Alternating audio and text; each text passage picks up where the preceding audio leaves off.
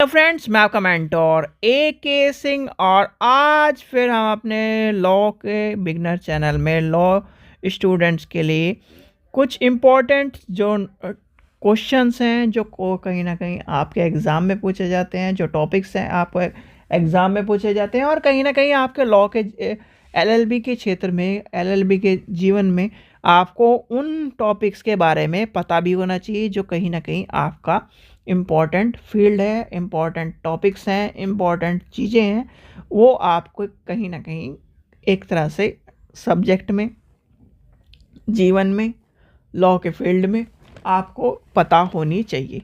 तो समय व्यर्थ न करते हुए हम इम्पॉर्टेंट टॉपिक्स को देखते हैं जो कहीं ना कहीं आपको कहीं ना कहीं लॉ के क्षेत्र में पता होना चाहिए और आपके लिए कहीं ना कहीं इम्पोर्टेंट टॉपिक को कराया जा रहा है। तो सबसे पहले क्या करना है, सबसे पहले आपको वीडियो को लाइक करना है, चैनल को सब्सक्राइब करना है, वीडियो को ज़्यादा से शेयर करना है और टेलीग्राम ग्रुप को ज्वाइन करके रखना है जिससे आपको इंपॉर्टेंट इन्फॉर्मेशन मिलती रहे। तो सबसे पहले आज हम देखेंगे, यानी कि इसमें हम देखते हैं एक्स पोस्ट फैक्टो लॉ, जिसे हम क्या कहते हैं, कार्योत्तर विधियों के बारे में आपको यह बताना है। अब ये क्या है, सबसे पहली बात आती है, हमारा प्रश्न ये उठता है, ये किस चिड़िया का नाम है या फिर कहाँ से आई है ये। तो भैया ये आपके अनुच्छेद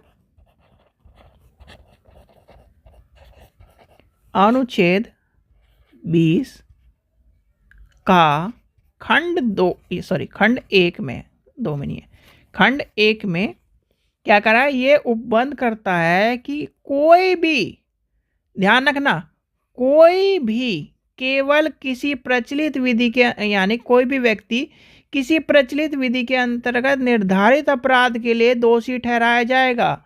यानी कि जैसे मान के चलिए ये व्यक्ति है, तो इस व्यक्ति को हम क्या करेंगे, इस व्यक्ति को केवल किसी प्रचलित विधि के अंतर्गत ही निर्धारित अपराध के लिए दोषी ठहराएंगे। तो यानी कि क्या हो गया, इस व्यक्ति को क्या करेंगे, व्यक्ति को केवल किसी प्रचलित विधि के अंतर्गत अपराध के लिए दोषी ठहराया जाएगा, अन्य अपराध के लिए नहीं। यानी कि मान लीजिए किसी ने कोई अपराध कर दिया तो उसके लिए क्या, उसे उसी अपराध के लिए दोषी ठहराया जाएगा जो अपराध किया है, ना कि वह जो उस दंड के अधिकार का पात्र होगा जो अपराध करने के समय प्रचलित विधि के अधीन दिया जा सकता था। यानी कि कोई भी अपराध ऐसा नहीं होने का कि उसे ऐसे मुंह उठा के कोई सा भी अपराध का दोषी बना दिया। अपराध के समय अगर प्रचलित विधि के अधीन दिया जा सकता है तो कार्यात्मक विधि वह विधि है जो अपराध करने से पश्चात बनाई जाती है। क्या है, अगर आपसे कोई पूछ ले कार्यात्मक विधि, यानी कि कार्योत्तर विधि वह विधि है जो अपराध करने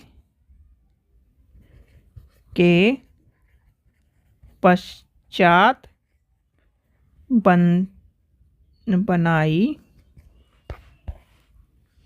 जाती है। क्या करी जाती है, बनाई जाती है। ऐसे कार्य को अपराध घोषित करती है जब, यानी कि जो जब किया गया था अपराध नहीं था। यह प्रचलित विधि में निर्धारित दंड की मात्रा को बढ़ा देती है। साधारण विधि, यानी कि साधारण विधि के भविष्य लक्ष्य देने को यानी कि भविष्य लक्ष्य दोनों प्रकार की विधियों में बन जाता है। जैसे कि आपका क्या है, भविष्य लक्ष्य और भूत लक्ष्य, ये ध्यान रखना। भूत लक्ष्य लक्ष्य और भविष्य लक्ष्य दोनों प्रकार की विधियों में बनता है।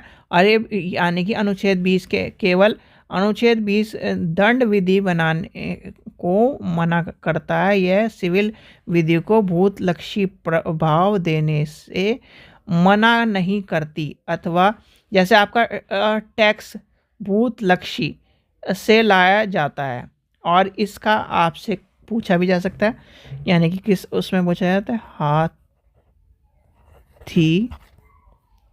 सिंह में न्यू चीडिंग कंपनी बनाम भारत संघ। याद कर लेना, AIR 1960। ठीक है, ये आपको क्वेश्चन पता होना चाहिए। ठीक है बच्चों, चलिए आशा करता हूँ आपको वीडियो पसंद आई। वीडियो पसंद आई तो लाइक करें, चैनल को सब्सक्राइब करें, वीडियो को ज़्यादा शेयर करें। Thank you.